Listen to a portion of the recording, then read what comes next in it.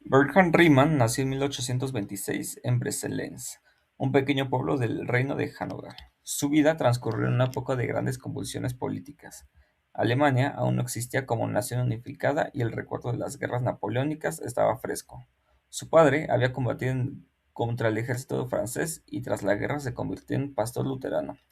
La familia vivía con escasos recursos, lo que marcó la infancia de Bernhard y de sus cinco hermanos. La falta de alimentación y cuidados médicos fue tan seria que ninguno de ellos llegó a vivir mucho más allá de los 40 años. A pesar de estas dificultades, Riemann creció en un hogar lleno de afecto. Su carrera científica, aunque breve, apenas de una década, dejó huellas profundas en la topología, la geometría diferencial, el cálculo y la aritmética. También aportó ideas fundamentales a la física que serían el germen de la teoría de la relatividad y la cosmología moderna. Riemann fue educado inicialmente en casa por su padre, quien le enseñó lectura, escritura, aritmética e historia. Desde niño mostró su talento extraordinario. Resolvía con facilidad los problemas que se le planteaban y creaba otros más complejos por iniciativa propia. A los 10 años, su padre contrató un tutor privado para enseñarle geometría y aritmética. En 1840, a los 14 años, se trasladó a Hannover para estudiar en el liceo. Poco después, tras la muerte de su abuela, completó sus estudios en Lundeburgo, donde vivió en casa de un profesor. Allí conoció al director Schmalfuss, quien le dio el acceso a su biblioteca personal, donde devoró textos clásicos de Arquímedes y Apolonio, y en apenas 6 días leyó el monumental ensayo sobre la teoría de los números de Adrien Marie Legendre, de más de 800 páginas. En 1846 ingresó a la Universidad de Gotinga para estudiar teología y filosofía, siguiendo el deseo de su padre de que fuese pastor. Pero allí conoció a Gauss, considerado el padre de las matemáticas, y su destino cambió para siempre. Fascinado por las clases de Gauss, pidió permiso a su padre para dedicarse a las matemáticas. En 1847 se trasladó a Berlín, donde estudió con Gustav Lejeune Dirichlet, otro gran matemático que influiría en su pensamiento. Allí también entró en contacto con la vibrante comunidad científica alemana. En 1849 regresó a Gotinga y comenzó su tesis doctoral bajo la dirección de Gauss.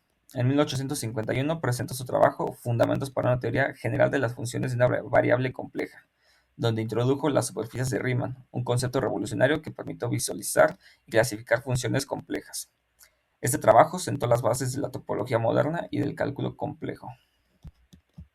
Riemann no solo impresionó a sus contemporáneos por la profundidad de sus ideas, sino también por la manera en que lograba conectar áreas aparentemente inconexas. Sus colegas en Gotinga y Berlín lo describían como un hombre reservado, que hablaba poco en público, pero cuya mente era capaz de abrir caminos insospechados.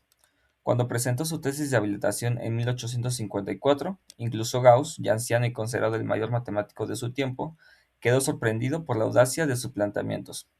La comunidad científica europea comenzó a reconocerlo como figura central y sus artículos fueron leídos con admiración en Francia, Inglaterra e Italia.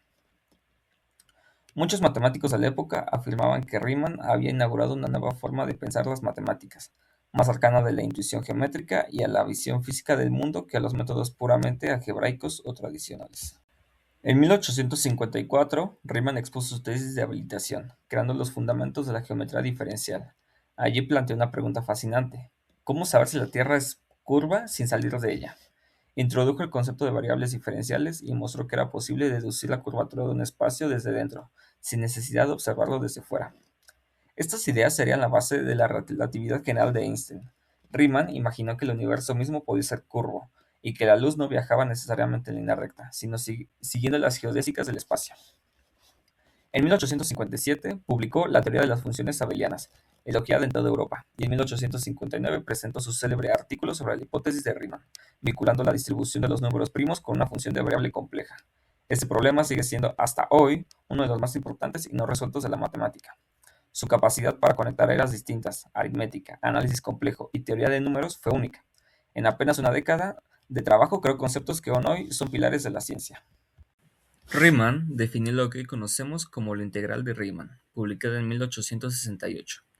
Este concepto se basa en las llamadas sumas de Riemann, que consisten en aproximar el área bajo una curva dividiendo el intervalo en segmentos pequeños y sumando las áreas del rectángulo que se ajustan a la función. Lo revolucionario de su propuesta fue que dio un fundamento riguroso al cálculo integral. Antes de Riemann, el cálculo se usaba de manera intuitiva, pero faltaba una definición precisa que garantizara cuándo una función podía integrarse y cómo hacerlo.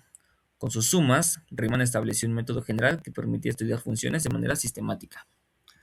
El procedimiento es el siguiente: se toma un intervalo y se lo divide en subintervalos. En cada uno se elige un punto y se calcula el valor de la función en ese punto. Luego se multiplica ese valor por la longitud del subintervalo. Al sumar todos estos productos se obtiene una aproximación del área bajo la curva.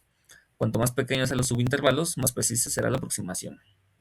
El límite de estas sumas, cuando los subintervalos tienden a cero, es lo que llamamos la integral de Riemann. Este avance fue decisivo, porque permitió formalizar el análisis matemático y abrió el camino al estudio de funciones más complejas. La integral de Riemann se convirtió en una herramienta central en la enseñanza y en la investigación matemática, y aún hoy es el punto de partida para comprender el cálculo integral. Riemann no veía separación entre matemáticas y física. Para él, la geometría del universo era parte esencial de las leyes físicas. Introdujo el concepto de geodésicas, los caminos más cortos de un espacio curvo, que luego serían fundamentales en la teoría de la relatividad. Su visión del espacio-tiempo fue pionera en la cosmología moderna y cuestionó las ideas centrales de la física newtoniana, que consideraba el espacio como un escenario pasivo.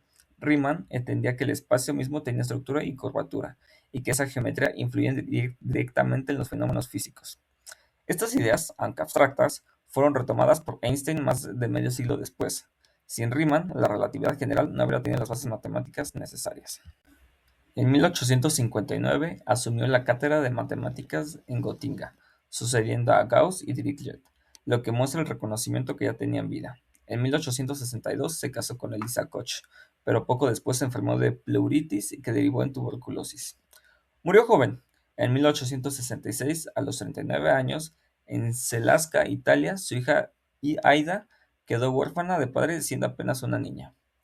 A pesar de su corta vida, dejó un legado que transformó las matemáticas y la física. Su modestia era tan grande que nunca fue plenamente consciente de la magnitud de su talento.